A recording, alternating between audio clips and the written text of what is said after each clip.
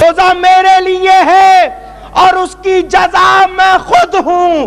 ارے بندے کو جس عمل سے خود خدا مل جائے اسے اور کیا چاہیے. خود خدا مل گیا، اب کسی اور چیز کی ضرورت نہیں. اور علامہ اقبال بھی فرماتے ہیں نا، جس کا عمل ہے بے غرض اس کی جزا کچھ اور ہے.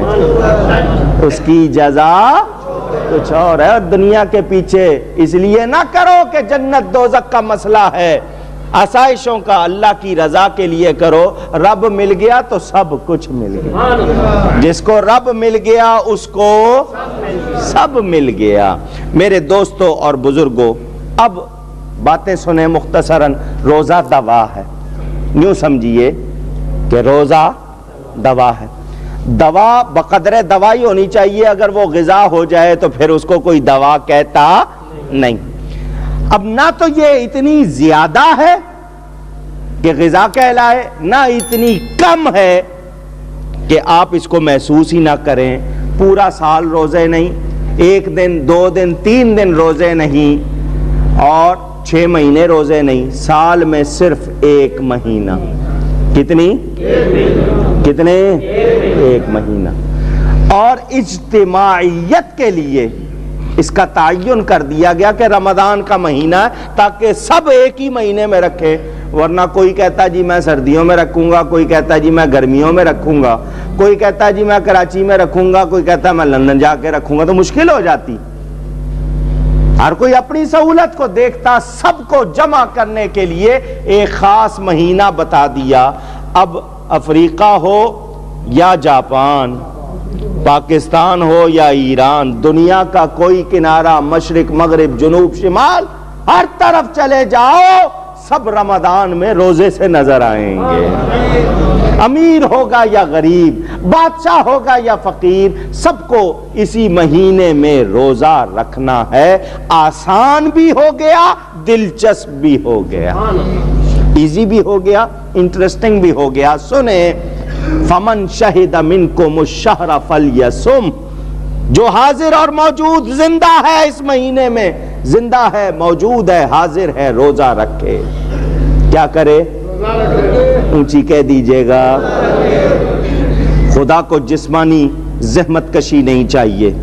اللہ نے کسی جان کو اس کی بساط، اس کی وسعت برداشت سے زیادہ تکلیف نہیں دی ہے. سنیں، اللہ فرماتا یرید اللہ بکم اليسر ولا یرید بکم العسر. اللہ تمہاری آسانی چاہتا ہے، مشکل نہیں چاہتا. کبھی نہ سمجھنا کہ یہ مشکل ہے، ہماری آسانی ہی آسانی ہے. ہمیں سمجھ نہیں آتی تو سمجھنا چاہیے. میرے دوستوں اور بزرگوں، ذرا دیکھیں دوسرے مذہبوں میں. ہندوؤں کے ہاں صرف برہمن کے لیے روزہ ہے، جو برہمن نہیں ہے اس کے لیے روزہ نہیں. پارسیوں میں صرف پیشوا کے لیے، مجوسی آگ کی پوجا کرنے والے فائر ورشپر، ان میں صرف پیشوا کے لیے ہے. یونانیوں میں صرف عورتوں کے لیے ہے. اسلام میں حقیقی مساوات ہے. مرد ہے یا عورت، بوڑھا ہے یا جوان، بادشاہ ہے یا فقیر، امیر ہے یا غریب، رنگ کا کیسا ہی ہو، زبان کوئی بولتا ہو، اگر مسلمان ہے سب کے لیے روزہ، سب کے لیے روزہ. رعایتیں ہیں.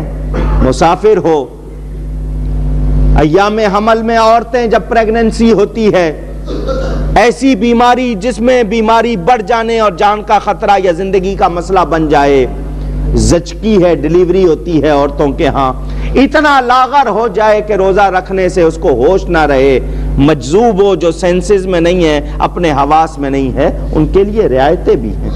اسلام نے کسی کو اس کی برداشت سے زیادہ تکلیف نہیں دی ہے. اور سنیں، اسلامی احکام میں، اب میں یہ بات کروں گا کیونکہ شرعی بات ہے، آپ کو منع کیا روزے کی حالت میں کھانا پینا نہیں، عورت کے قریب نہیں جانا. لیکن روزہ افطار ہو جائے تو پھر یہ پابندی نہیں. پہلے مذاہب کو دیکھیں، ان میں ہاں مسلسل روزہ، کسی کے ہاں 24 گھنٹے کا روزہ، کسی کے ہاں ایک ہفتے کا روزہ، کسی کے ہاں 3 دن مسلسل روزہ. اسلام میں ایسا نہیں ہے. فرمایا تسحروا، حکم دیا نبی پاک صلی اللہ علیہ وسلم نے، تسحروا فإن فی السحور برکہ، سحری کیا کرو تمہارے لیے سحری میں برکت ہے.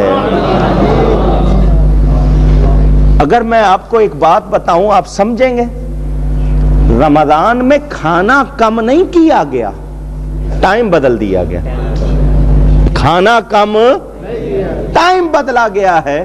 بلکہ آپ کو بتاؤں، آپ کو طریقہ بتا دیا کہ 2 ٹائم کھاؤ، باقی کچھ سارا دن نہ کھاؤ تو صحت اچھی رہتی ہے. سکھا دیا گیا کہ سارے باقی 11 مہینے میں کتنا ٹائم جو اس طرح چرتے چگتے رہتے ہو اس سے صحت پر کیا برا اثر پڑتا ہے. رمضان کے 1 مہینے میں دیکھ لو 2 ٹائم کھاؤ تو تمہاری صحت خراب ہوتی نہیں.